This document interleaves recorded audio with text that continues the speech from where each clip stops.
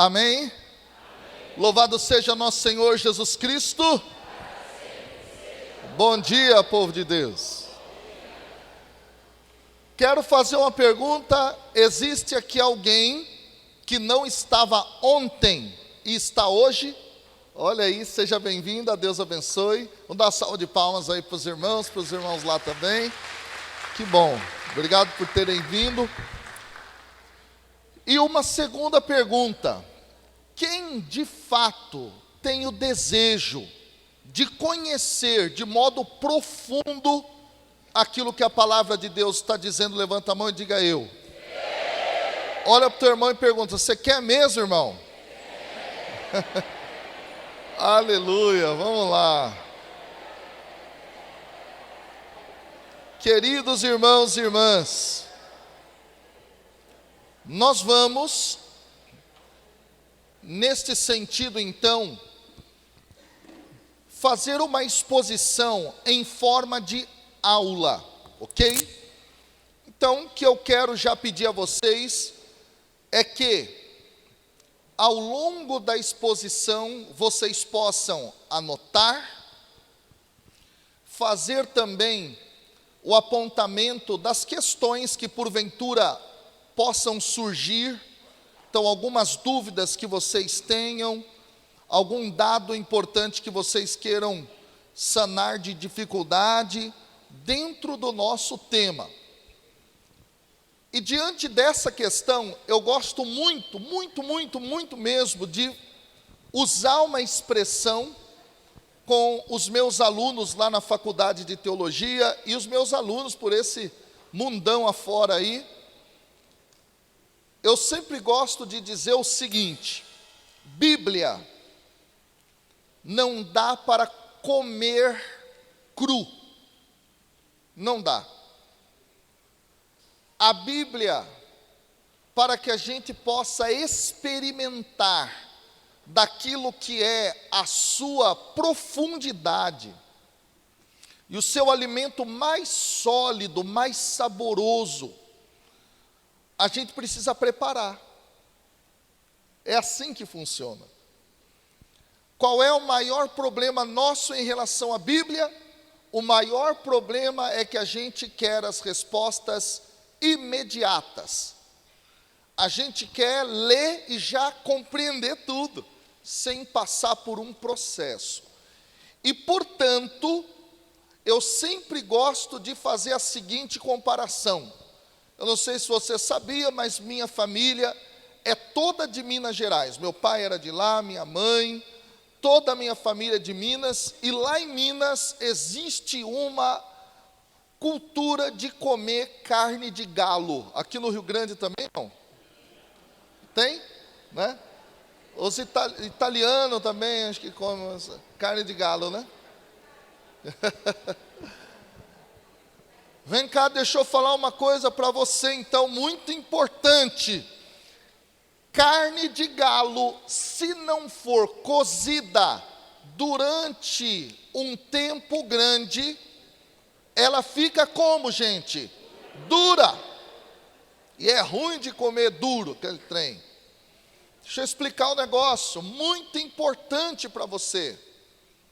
Tem coisas na Bíblia que são iguais à carne de galo. Precisa cozinhar. E nesse sentido, algumas dúvidas que em algum momento você tiver, algumas perguntas que porventura possam surgir ao longo da exposição, e você, ao fazer a pergunta, ao fazer uma pergunta que não é possível de ser respondida com qualidade naquela hora, eu vou dizer para você assim, ó: cozinha o galo. Entendeu como é que é? Você levantou sua mão, fez uma pergunta que não dá para ser respondida na hora, eu vou dizer para você: cozinha o galo, ou seja, deixa no fogo, espera, porque Bíblia é calma, Bíblia é tranquilidade, pois trata-se de um livro complexo. Eu vou repetir: um dos maiores erros nossos é abrir o texto, fazer a leitura e já partir para o processo de aplicação. Bíblia não é assim. Ok?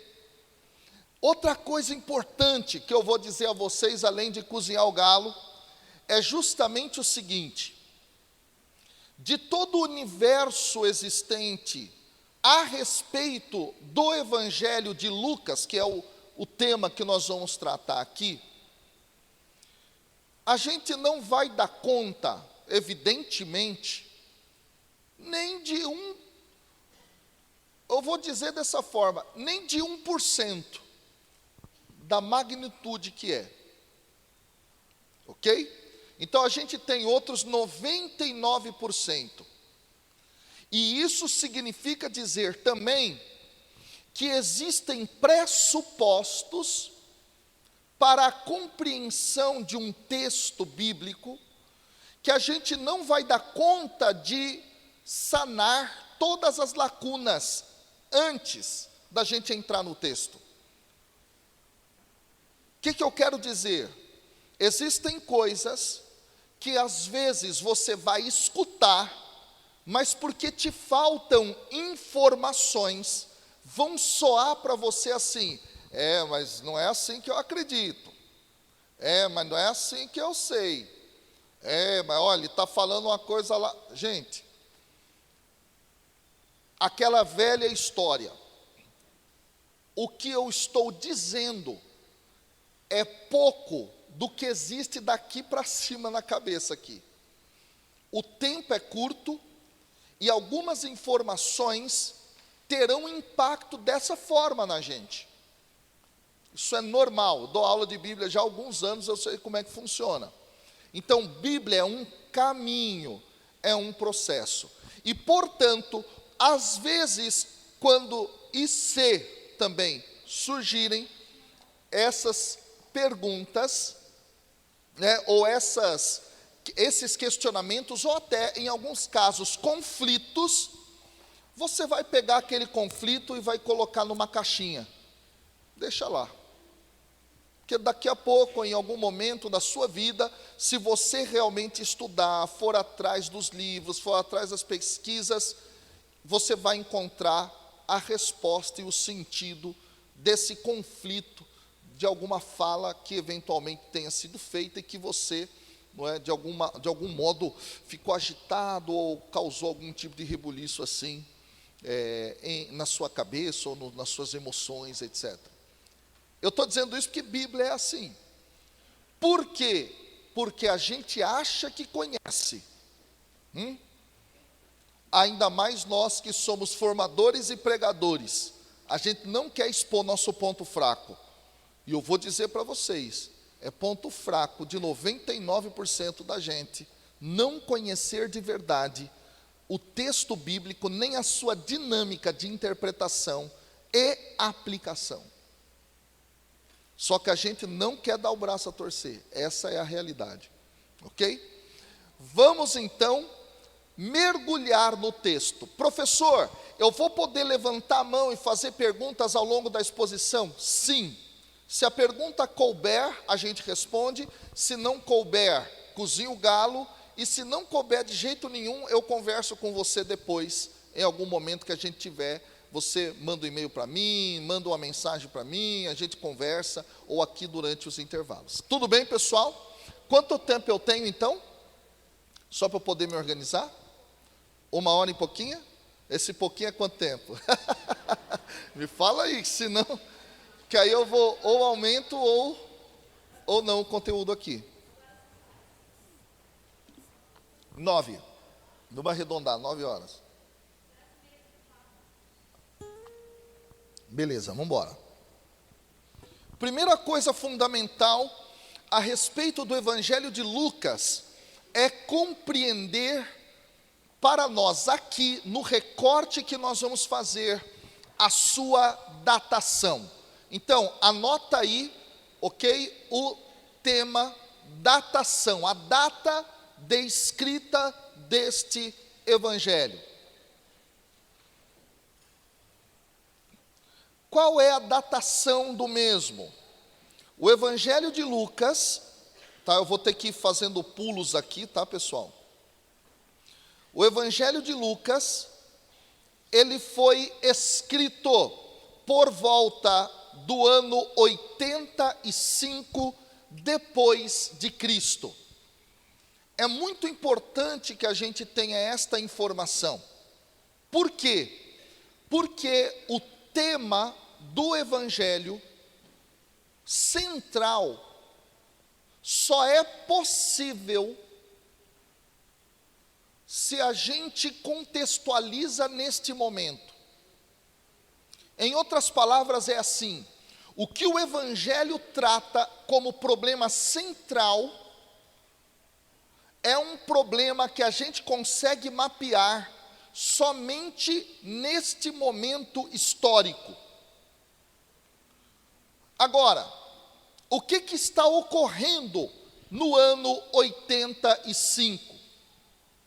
Primeira informação que você precisa ter na mente: cristianismo e judaísmo eram uma única realidade, não eram separados. Cristianismo era entendido como uma seita dentro do judaísmo. E o judaísmo do primeiro século é um judaísmo plural. Como assim, professor? Você tem vários grupos diferentes que o compõem. Exemplo, fariseu. Outro exemplo, saduceus. Outro exemplo, sicários. Outro exemplo, zelotas. Outro exemplo, essênios. Outro exemplo, herodianos. Outro exemplo, cristãos. Os cristãos são parte de um todo do judaísmo daquela época. E eles vão se distinguir de todo o restante pelo fato de que eles afirmam que Jesus é o Messias, que Jesus é o Cristo, e que, portanto, ele veio cumprir aquilo que era a vontade do Pai para o povo de Israel e também para a humanidade. Esse dado é muito importante. Aliás, o Evangelho de hoje, que fala a respeito justamente, um será deixado, o outro será levado, um vai estar moendo, outra também, uma vai ser levada, a outra vai ser deixada, aquela história toda, é uma linguagem que significa justamente que todo mundo é parte de uma mesma realidade, de uma mesma coisa, mas um toma uma decisão, outro toma outra decisão, e há, portanto, uma separação. Aquela expressão que vai aparecer, filho contra pai, pai contra filho, sei lá, toda aquela expressão é para dizer isso. Todo mundo era parte de uma mesma coisa, mas uns tomaram uma decisão, outros rechaçaram essa decisão. Que decisão? A afirmação: Jesus de Nazaré é o Cristo de Deus, é o Messias. Esse ponto é muito importante a gente entender, ok? Então, cristianismo e judaísmo são parte de um todo. O judaísmo, de um modo geral. Agora, a gente precisa compreender um outro detalhe aqui. No ano 70 depois de Cristo, houve uma guerra. Esta guerra era a guerra entre judeus e romanos. A guerra era entre quem, pessoal? Judeus e romanos. Então, judeus e romanos entraram em briga, entraram em conflito, entraram em guerra. O que vai acontecer? Os diversos grupos judeus na sua ampla maioria, vão se unir para lutar contra os romanos. Os cristãos quiseram isso? Não. Os cristãos não se colocaram na guerra. E veja, cristão é judeu. Tudo bem até aqui, não? Está me entendendo? Cristianismo está dentro do judaísmo. Quando a guerra termina, os judeus passam a fazer o seguinte nas sinagogas: escuta, você é aquele grupo lá, né, do Jesus de Nazaré? Você não lutou com a gente na guerra, não é? Então você está expulso da sinagoga. Você vai ser colocado para fora da nossa comunidade judaica. É nesse momento que você começa a ter um rompimento entre cristianismo e judaísmo. E esse rompimento, ele vai se acirrar ainda mais pelo fato de que pós-guerra judaica contra os romanos, haverá uma paz, um acordo entre Roma e os judeus.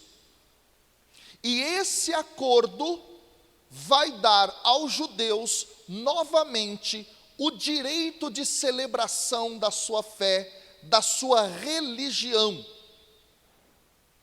Porque o Império Romano dava algumas práticas religiosas, aquele que seria o selo para dizer, essa religião é lícita, essa religião não é ilícita, ou não é lícita. Então, os judeus passam a receber de novo o selo de que a sua religião não era contra Roma, não era contra o Império Romano. Estão me acompanhando até aqui, pessoal? Nós estamos pós a guerra entre judeus e romanos. E o que vai acontecer? O cristão expulso do judaísmo vai ter sua religião lícita? É aí que começa a perseguição. Entendeu agora ou não? Então, vários cristãos do início vão sofrer perseguição por parte do Império Romano, porque estão cultuando uma religião que não é lícita pela lei romana, porque eles estão sendo expulsos das sinagogas. Esse é o ponto de virada fundamental para nós. E é nesse momento que a gente começa a ter uma série de conflitos que já estavam, em certa medida, presentes desde a década de 50, passou pela década de 60, 70, agora se acirra em 80 com uma nova roupagem. Que conflito é esse? Quem pode ou não pode fazer parte da religião verdadeira, que é aquela que tem a aliança com o Deus de Israel. Aí eu só vou abrir um parêntese. Se você não entender isso, você não vai entender de forma alguma a mensagem de Lucas. Não vai. Então eu vou repetir para você. O conflito é exatamente o seguinte, a questão é exatamente a seguinte: quem pode ou não pode fazer parte da religião verdadeira, que é aquela que tem aliança com o Deus de Israel. Vamos entender o conceito de aliança. Vamos lá? Como é que era a mentalidade do povo judeu? A mentalidade é a seguinte: Deus, Ele faz uma aliança com o seu povo, tudo bem? E essa aliança é um pacto. Esse pacto é a lei. E é mais ou menos assim: se você cumpre a lei, essa é a ideia do judeu. Se você cumpre a lei, você é justo. Está claro isso? E se você é justo, você faz parte da aliança com Deus, e Deus age na sua vida com graça para te salvar, para te ajudar. Esse é o ponto, para te abençoar. Aí que é o detalhe. A mentalidade deles é muito clara. Se todos os judeus viverem à risca as leis, o que Deus vai fazer? Vai cumprir todo o seu processo de aliança e pacto conosco. Ele vai nos ajudar, e isso significa, concretamente, Ele vai nos libertar do poder dos romanos, Ele vai nos libertar das outras nações, nós seremos uma nação forte, poderosa, cujo Deus é o Senhor, toda essa visão. A ideia é justamente essa, é essa visão de aliança que se tem. Aqui que vem o detalhe. Os cristãos estão sendo expulsos da sinagoga e estão trazendo para a comunidade pessoas do mundo pagão, no processo da evangelização. Você sabe que o judeu, ele não é missionário. Você nunca vai ver uma missão judaica, nunca vai ver. O judeu, pessoal, qual que é o detalhe? Nem conversão ele acha que seja um dos seus conceitos mais importantes. O judeu é o seguinte: nós somos o povo da aliança e acabou. O resto é resto. Essa é a visão. Tá? Essa é a visão mais simplificada possível para a gente poder compreender. O cristão que está dentro do judaísmo, ele já tem a visão seguinte: aquilo que é aliança com Deus é para todo mundo. Então eles vão para o mundo inteiro e passam a pregar, e pessoas passam a se converter.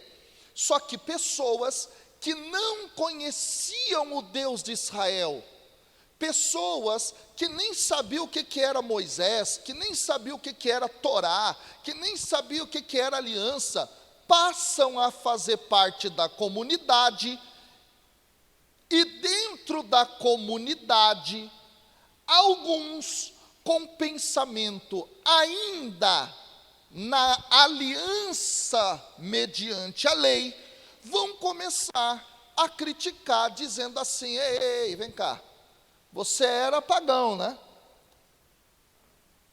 A pessoa: sim, eu era pagão. Para você ter aliança com Deus, você tem que viver a lei. É a lei que te justifica para você ter graça. E qual vai ser o grande ponto aqui? Estes serão os judaizantes na comunidade cristã primitiva. Dois grupos principais de judaizantes no início do cristianismo são os ebionitas e os nazarenos. Esses grupos, eles estavam na crença de que Jesus era o Messias, mas ainda não tinham abrido mão da lei como aquela que é a que firma a aliança com Deus. Então o que eles vão pregar? Tem que circuncidar. O que eles vão pregar? Tem que comer somente aquelas comidas, aqueles alimentos que estão segundo, lícitos na lei. Está claro o que eu estou falando, pessoal? Tudo bem até aqui, sim ou não? Estão me acompanhando? Qual é o conflito do Evangelho de Lucas? O Evangelho de Lucas vai lidar com esse pensamento e ele vai dizer: calma, a aliança que Deus quer firmar se dá em Cristo Jesus. E essa aliança que se dá em Cristo Jesus, ela é aberta não só àqueles que são judeus, mas a todas as nações. Aí é que a gente entende o quê? Só no Evangelho de Lucas é que existe o envio dos 70 discípulos. Se você olhar em Marcos não tem, em Mateus não tem, em João não tem. Por que que em Lucas tem? Sabe por quê? Porque o número 70 está presente em Gênesis capítulo 10, na Bíblia grega do Antigo Testamento. É o número de nações existentes no mundo. O número 70 representa que a aliança, ela é estendida a todo povo e nação. Você entendeu agora não? Quer ver uma outra coisa? Só tem dentro da obra lucana, Pentecostes. O que é o relato de Pentecostes? O relato de Pentecostes tem todas as nações que existem debaixo do céu, lá em Jerusalém, no momento em que o Espírito Santo é derramado, e todas as nações ouvem na sua mesma língua as maravilhas de Deus. Ou seja, a aliança é para todos os povos e nações, não só para os judeus. Vocês estão me entendendo agora, sim ou não? Pergunta para o seu irmão e diga assim: você está feliz, meu irmão? Está feliz, sim ou não? Graças a Deus.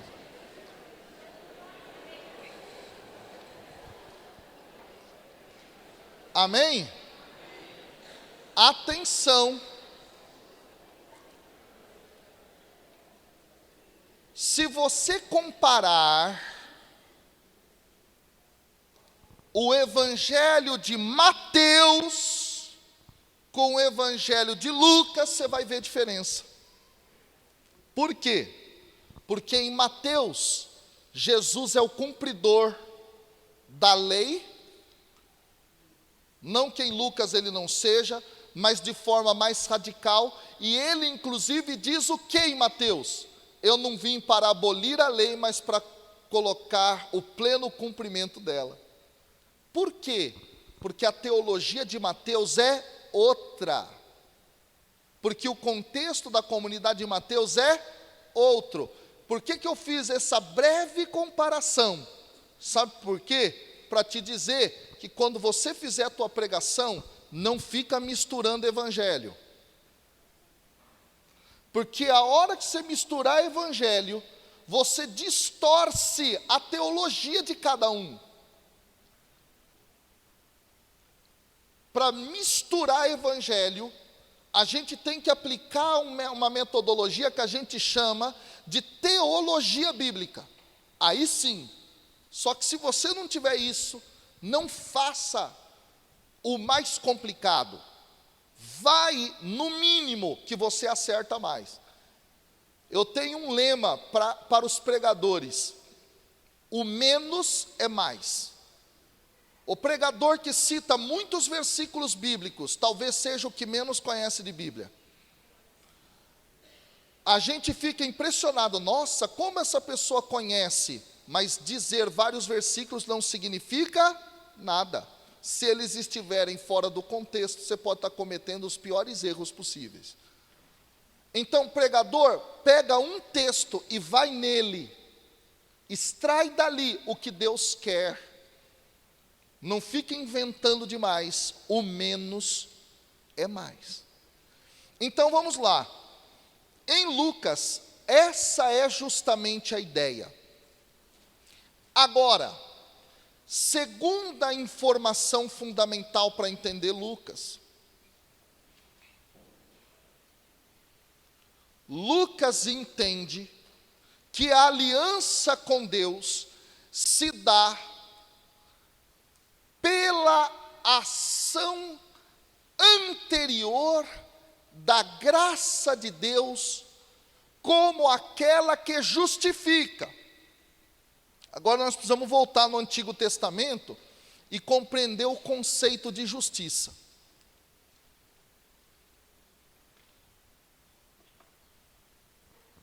Quem é justo no Antigo Testamento? Quem cumpre a lei. Pode anotar isso aí, circular.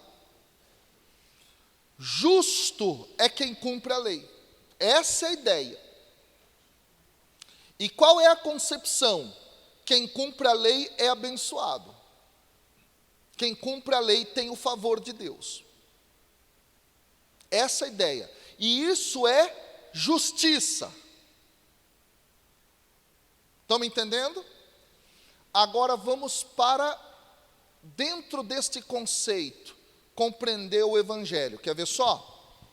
Dentro de Lucas, a ideia fundamental é justo aquele que foi alcançado pela graça, não quem cumpre a lei. Esse dado é fundamental.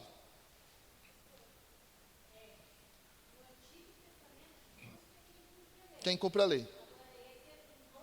No Novo Testamento, é quem é alcançado pela graça. É a graça que justifica. Esse ponto é muito importante.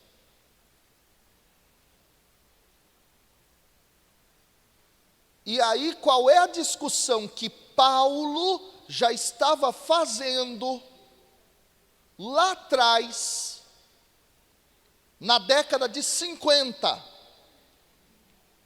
Leia Gálatas, leia Romanos, ele vai dizer: se é a lei que justifica, então a cruz de Cristo não vale de nada. Entendeu agora? Se é a lei que justifica, o sangue de Cristo não valeu de nada. Portanto, neste sentido, nós não precisaríamos de Jesus, nós precisaríamos cumprir a lei e estava tudo certo. Entenderam? Aí Paulo vai justamente colocar a primazia da graça em relação à lei. É nesse sentido que Paulo fala de lei e graça. Lucas vai, dentro desta visão, tratar a questão. Então, para Lucas, é justamente essa a ideia. A aliança que nós podemos ter com Deus Pai, ela se dá na mediação de Cristo. A aliança que nós temos com Deus eterno e todo-poderoso se dá em Cristo. E esta aliança não é feita a partir do cumprimento da lei, mas ela é feita pelo alcance da graça. Portanto, o Espírito é derramado sobre toda a criatura. Não há fronteiras para a graça. E, portanto, a circuncisão já não é mais necessária. O cumprimento das leis e normas alimentícias já não é o que faz você ser justo, mas é ter sido alcançado pela graça. Esse ponto é fundamental. E Lucas, portanto, vai ter justamente essa visão. Agora, em Lucas, nós teremos justamente a compreensão clara de uma passagem da antiga aliança para a nova aliança. E aqui é um outro tópico que eu quero que você anote, que é justamente esse ponto. Em Lucas existe uma passagem da antiga aliança para a nova aliança. Então, anote isso, passagem da antiga aliança para a nova aliança. E toda a literatura lucana, ela trabalhará justamente em cima dessa passagem. É muito maravilhoso isso. Toda a obra lucana, e para que a gente possa compreender o conceito de obra lucana é tanto o Evangelho de Lucas, quanto também o livro de Atos dos Apóstolos. Eles precisam ser lidos juntos. Lucas e Atos é uma única obra. Elas não são separáveis. É preciso que a gente leia as duas partes da obra. Aí a gente entende uma coisa, que é espetacular. Tanto no Evangelho, quanto em Atos, você vai ter um texto falando sobre a antiga aliança, outro texto, nova aliança. Ou ainda, um personagem representa a antiga, outro personagem representa a nova. Há um movimento teológico literário na obra inteirinha. Então, agora a gente pode compreender este dado aqui.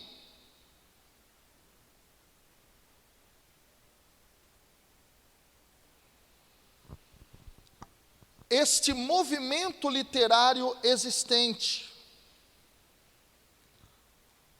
da antiga aliança para a nova aliança que vai justamente aparecer dentro da obra lucana. Por quê? Porque existem cristãos oriundos do judaísmo que queriam forçar esses cristãos oriundos do paganismo a viverem segundo a lei. O Evangelho de Lucas vai justamente trabalhar esta passagem da antiga para a nova aliança. Tudo bem até aqui, pessoal? Sim ou não? Agora, por que esta antiga aliança, ela é superada? Ela vai ser superada justamente porque Deus é misericórdia. Não que a aliança anterior negasse isso, mas muitos, em nome da aliança, não pensavam Deus mais dessa forma. E aí, nós entendemos justamente que um dos tópicos fundamentais do pensamento e da obra lucana é justamente o tema do amor e da misericórdia. Já vou colocar tudo aqui. Você vai encontrar o tema do amor e da misericórdia, que é estendido universalmente, desde os primeiros capítulos até o final desse evangelho. Essa retomada vai ser importantíssima. Deus é tão misericordioso, tão misericordioso, tão misericordioso, que Ele nos convida a sermos misericordiosos como Ele é misericordioso, e mais.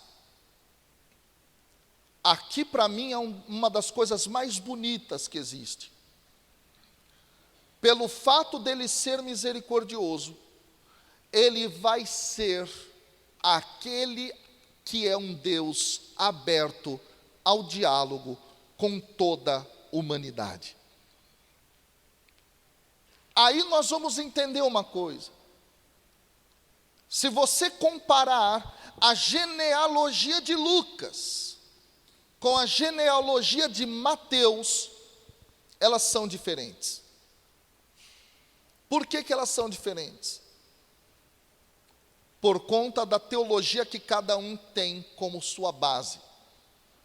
Se você olhar a teologia de Mateus, presente na genealogia, Em breves palavras, você vai entender o seguinte: em Mateus, a intenção é colocar Jesus como membro do povo judeu. Por isso, a genealogia de Mateus liga Jesus a Abraão. E lá termina. A genealogia de Lucas ultrapassa Abraão e chega em Adão.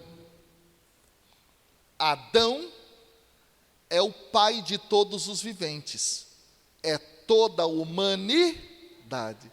Então, em Cristo, é só quem é da estirpe de Abraão que tem aliança com Deus Pai? É toda a humanidade. Entendeu agora a diferença? Agora a gente avança mais. Tendo compreendido essa passagem, é muito importante que a gente observe esta movimentação literário-teológica em toda a obra.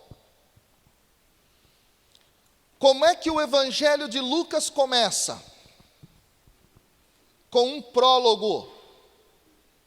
Esse prólogo, essa introdução do capítulo 1, versículo 1 até o versículo 4, o autor se dirige a um tal Teófilo, fala com ele que estava escrevendo de maneira ordenada aquilo que ele havia recebido a respeito de Jesus.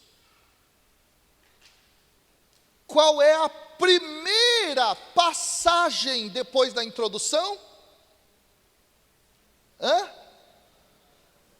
Versículo 5. Pode olhar lá no capítulo 1.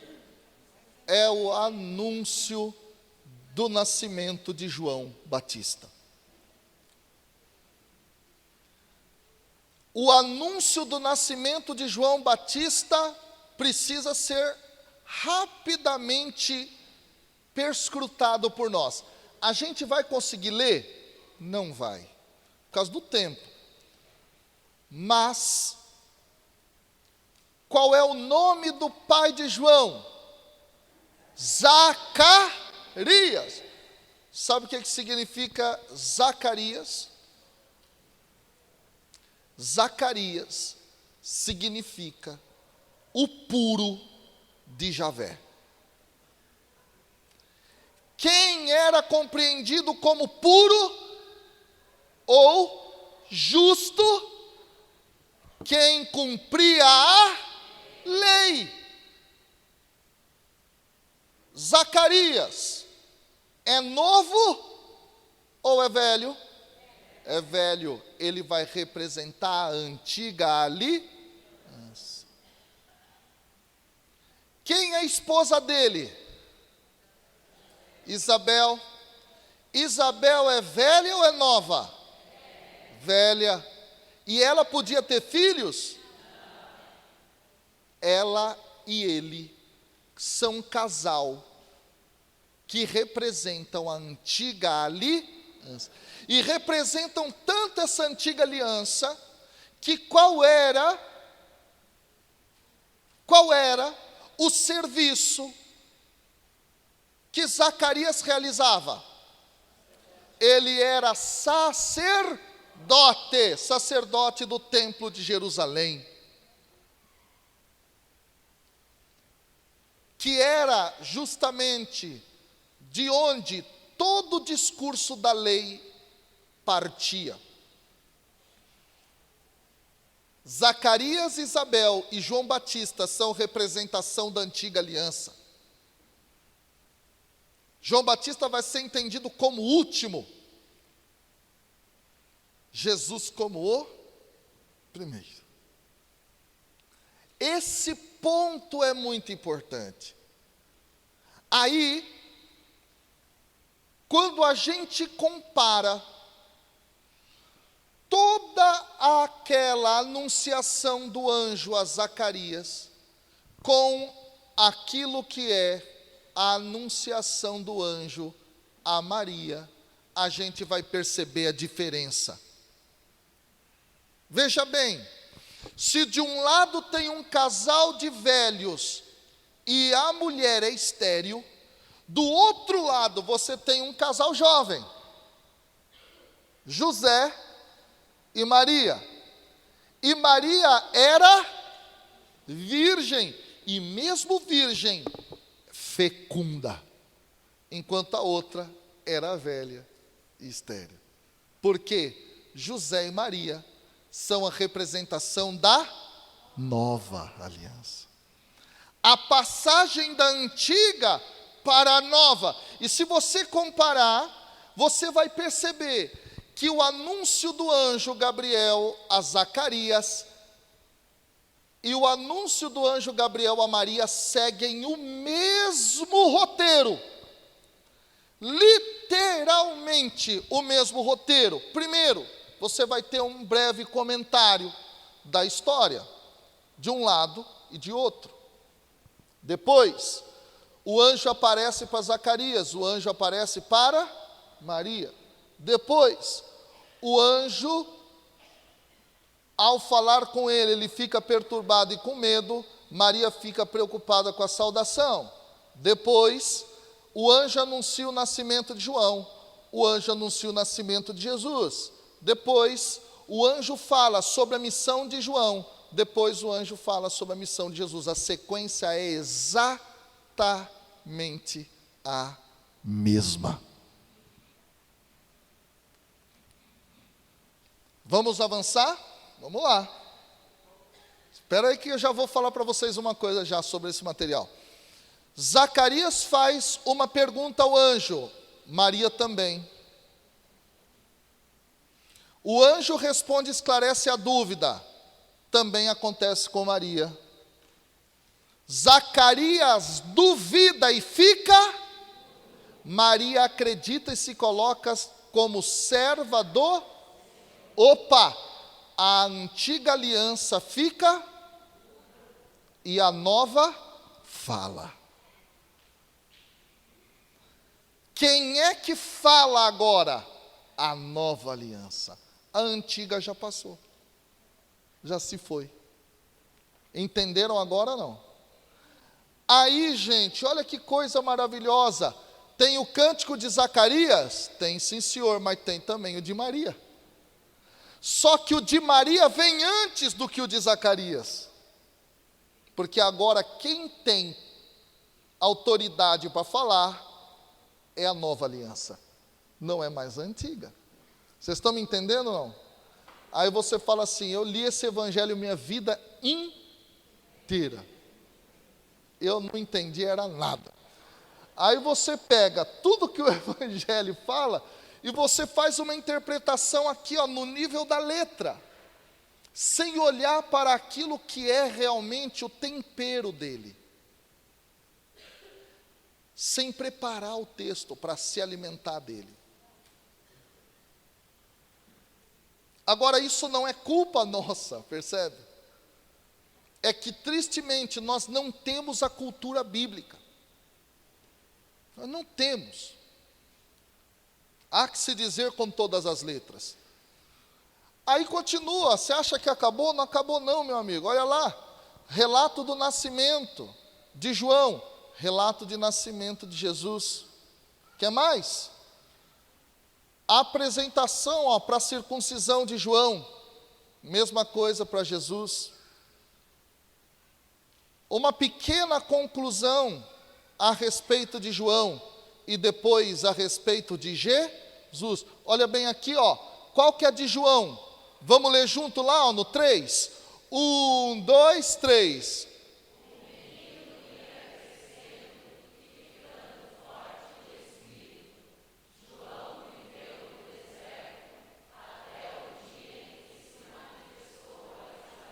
Deserto lembra que aliança? Que aconteceu onde? Onde, gente? Olha lá. No deserto. O que João Batista é? Antiga aliança, rapaz. A pregação dura. A cacetada. Pum. Antiga aliança. Tem muitos pregadores na antiga aliança ainda. Mas não compreende. Acha que João Batista é maior que Jesus.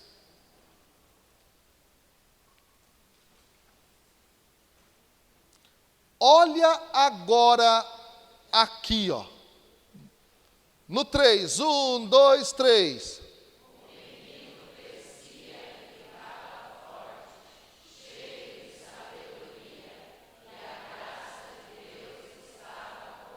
O que é aqui? Estava com quem? Quem é ele? Exatamente. Você entendeu agora? Olha para o teu irmão e fala assim: irmão, nós estava com burro na água, viu?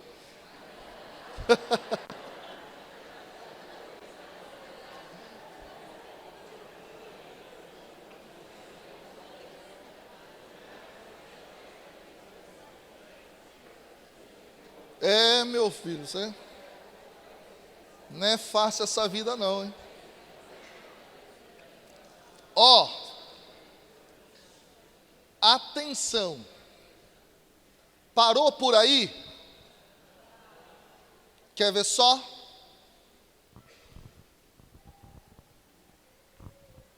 Marta e Maria. Marta, antiga. Maria, nova. Entendeu? Filho pródigo, irmão mais velho, irmão mais novo. Vocês entenderam agora ou não? A antiga aliança é aquela que põe as suas forças na lei e na força humana da prática. Então é assim, eu faço. É Marta. Marta está lá, fazendo.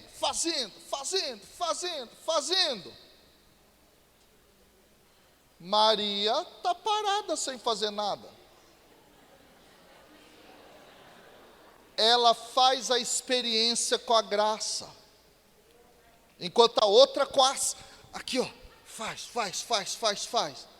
Porque ela acha que é fazendo que Deus se agrada. Não é fazendo que Deus se agrada.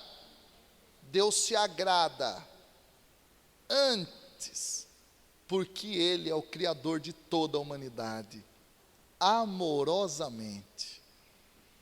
É anterior à lei, à criação. A criação é anterior à lei, gente. Por isso que as categorias neotestamentárias da nova aliança é nova criação.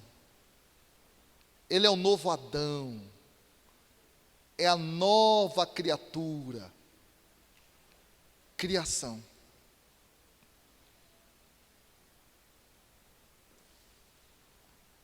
A graça é anterior. Aí nós vamos entender. Marta e Maria só tem no Evangelho de Lucas, não tem Marcos, não tem Mateus, não tem João. Filho pródigo só tem no Evangelho de Lucas, não tem Mateus, não tem João, não tem Marcos. Vocês estão me entendendo ou não? Porque qual é o problema central que ele quer enfrentar? Esse. Cristão que quer ficar preso na antiga aliança e não parte para a nova.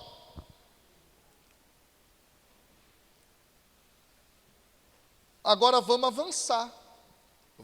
A gente poderia pegar aqui muitos outros exemplos, mas eu vou pegar só para você ver como que isso se repete lá em Atos dos Apóstolos. Quer ver só? Atos dos Apóstolos. Começa com Pedro. Pedro, ele passa por uma conversão. Por que ele passa por uma conversão? Lembra de Pedro? Ele vai ter uma visão.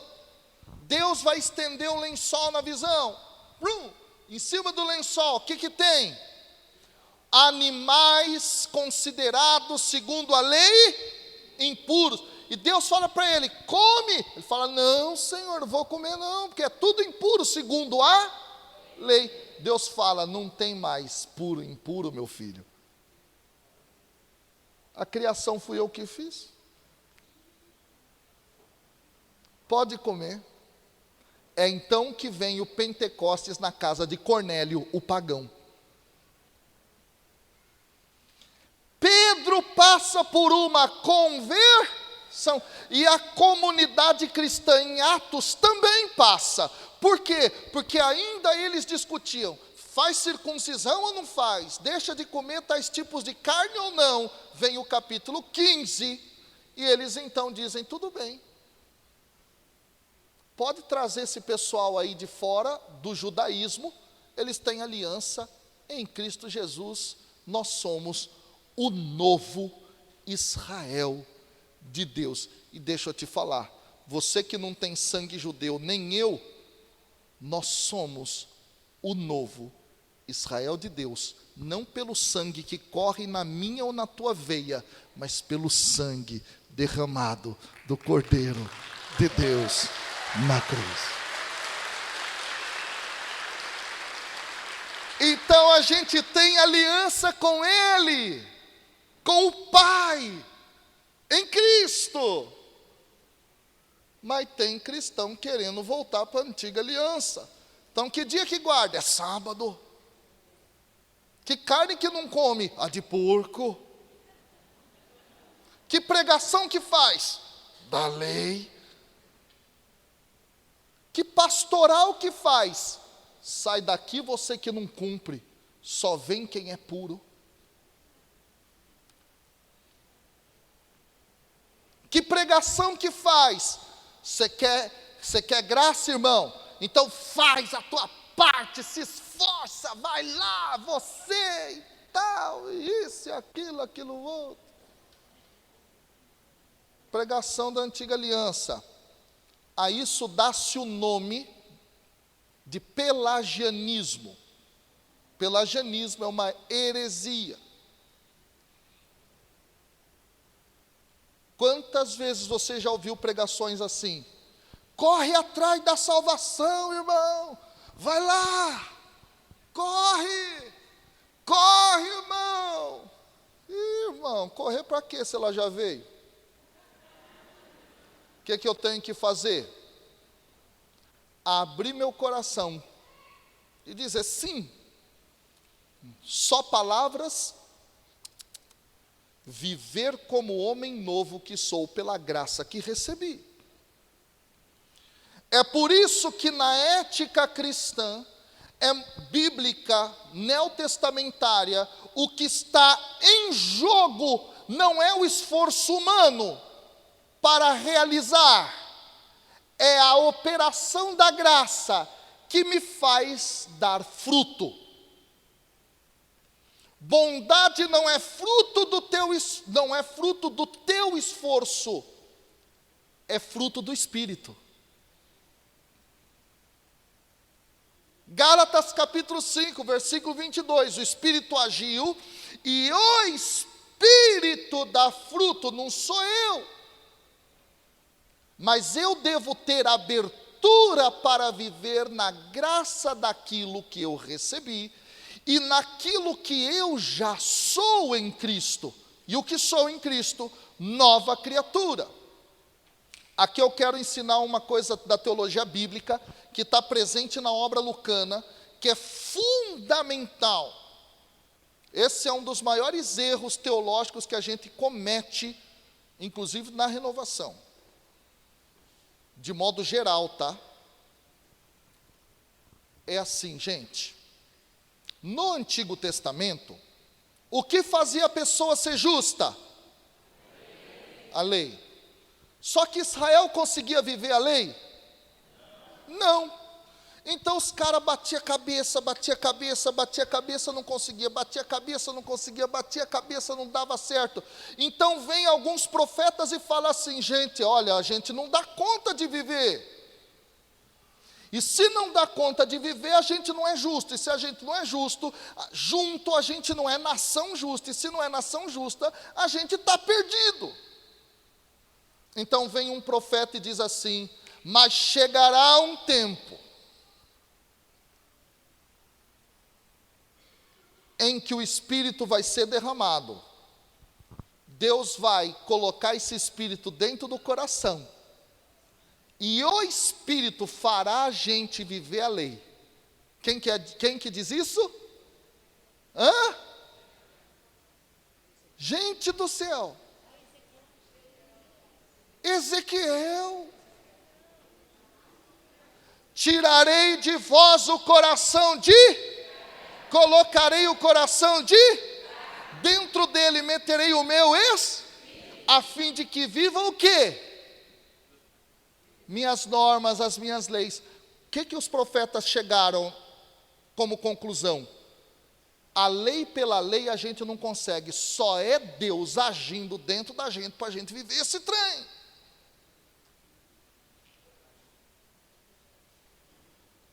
Mas agora que nós entendemos, o que é agora que nós entendemos? Porque em Cristo vem justamente aquele que vai ser o frasco cheio do óleo perfumado da unção, que uma vez que vai ser quebrado na cruz, pum, o óleo se espalha e perfuma a humanidade inteira. Ele é o vaso cheio do Espírito, quebrado, é derramado. E se o Espírito é derramado, pronto, Ele nos faz ser fiel. Não ponha a tua confiança na sua força, a graça é anterior. Agora você entendeu, São Paulo, tua graça me basta. Basta por quê? Porque é ela que justifica. Agora, essa graça que justifica é só puramente, pronto, recebi, acabou. Não. Graça dada precisa de graça recebida.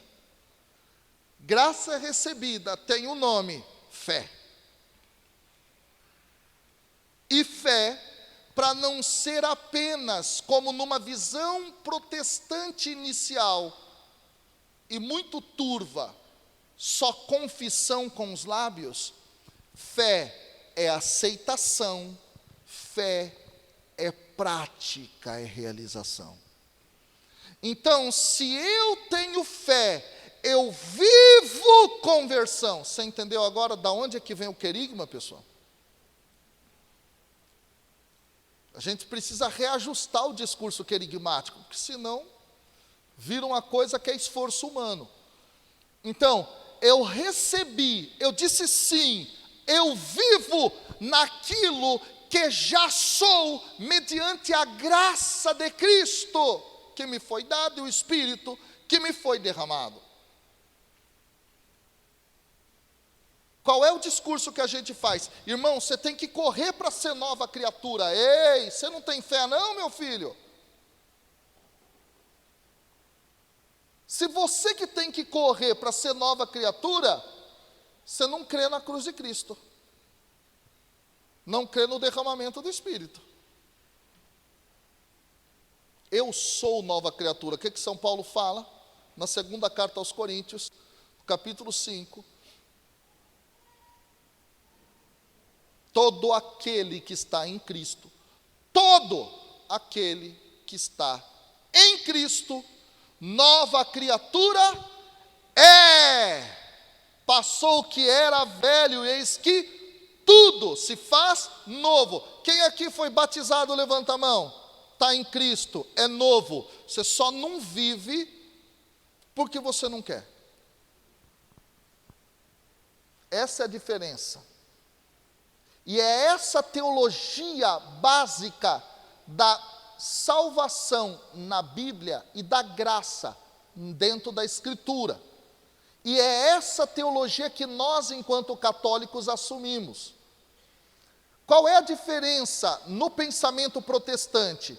No pensamento protestante, a ênfase estará na confissão. Esse é o problema. Então, é o sola gratia, sola fides, não é só a graça, só a fé e só a Escritura. No sentido de que se reduz a uma confissão, mas não é só uma confissão. Não é só uma confissão. É uma ação a partir da graça que eu recebi. É diferente. Aí entra esforço. O esforço não é para alcançar, o esforço é para eu permanecer. Mas à medida em que eu permaneço no esforço, a graça me auxilia. É isso que a gente tem que entender. A gente prega pelagianismo. E quer ver como é que a gente prega pelagianismo? A gente acha que a gente vai conseguir alguma coisa a mais por ações que a gente realiza.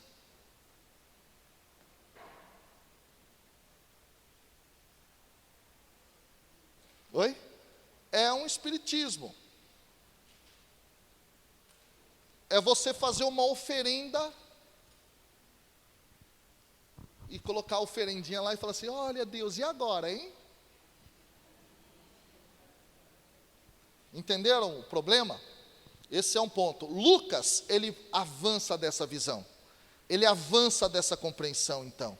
O Evangelho de Lucas coloca exatamente essa questão. A obra lucana expõe isso de uma maneira muito, muito, muito bonita.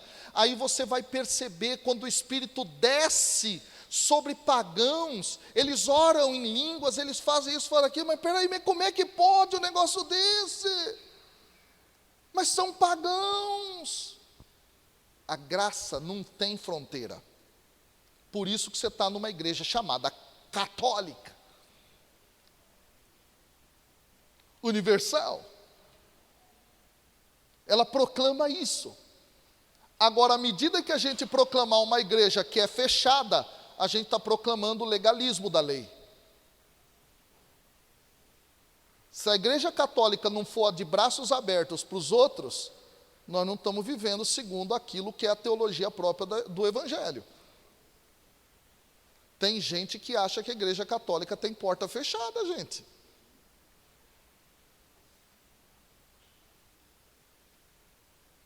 Tem gente que está achando assim, tem pregador achando assim. Então todo o resto é maldito, só nós é que somos os bons.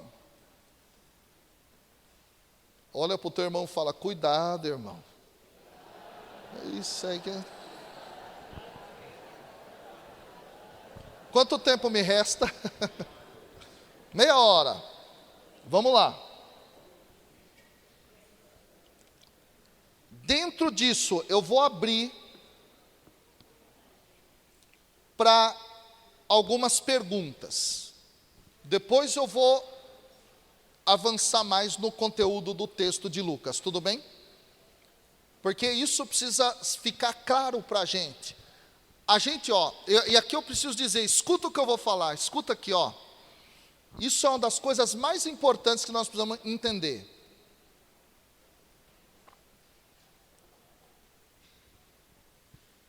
O que é teologia? Teologia é um exercício humano de falar do mistério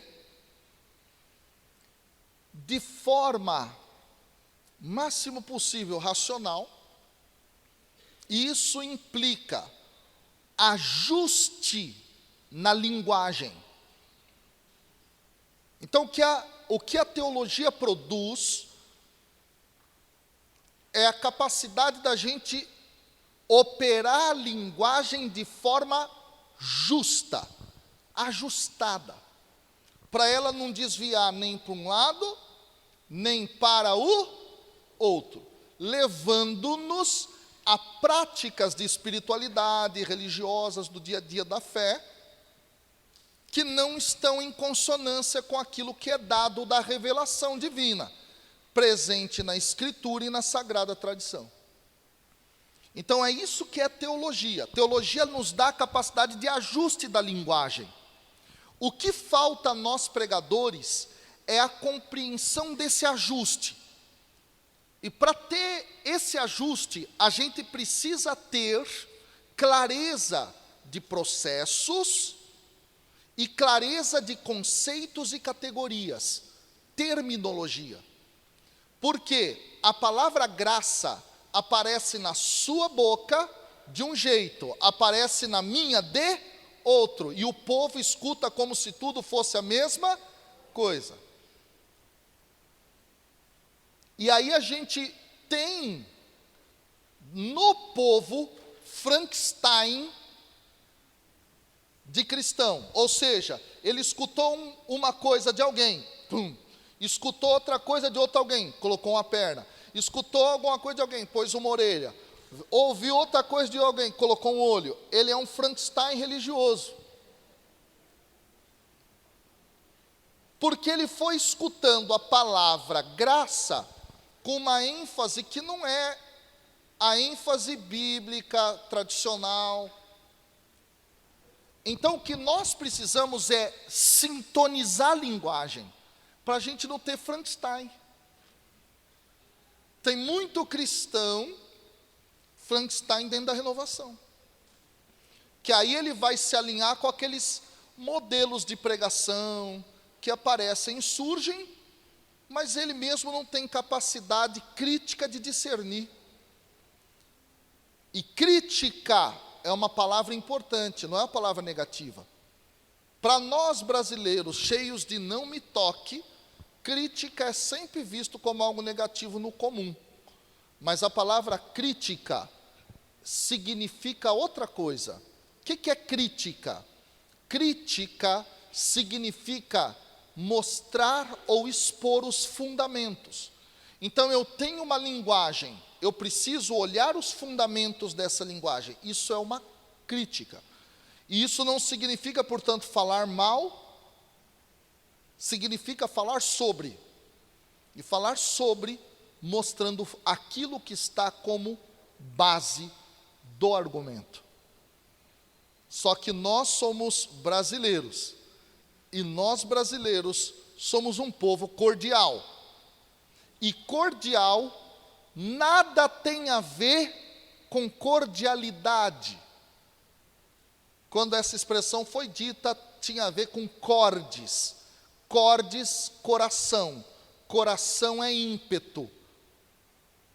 A gente é povo impetuoso, não de pensamento, de ímpeto. Então a gente discute teologia como se fosse futebol, política como se fosse futebol, ideologias como se fosse futebol, movimentos eclesiais como se fossem futebol, renovação carismática e linhas como se fosse futebol. Avivamento, Aí do outro lado, RCC, renovação, raiz, grupo de oração, sei lá como. Aí vem o outro aqui, já diz não,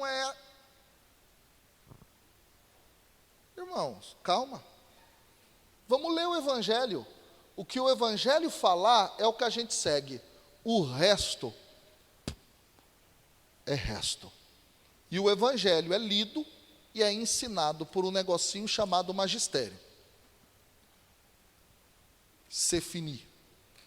Entendeu? Só que demanda pensar. E pensar dói, né, irmão? Pensar dói, realmente dói, é verdade que dói. Leia um livro de um psicólogo que ganhou o prêmio Nobel de Economia. Kahneman escreveu um livro chamado Rápido e Devagar, Duas Maneiras de Pensar.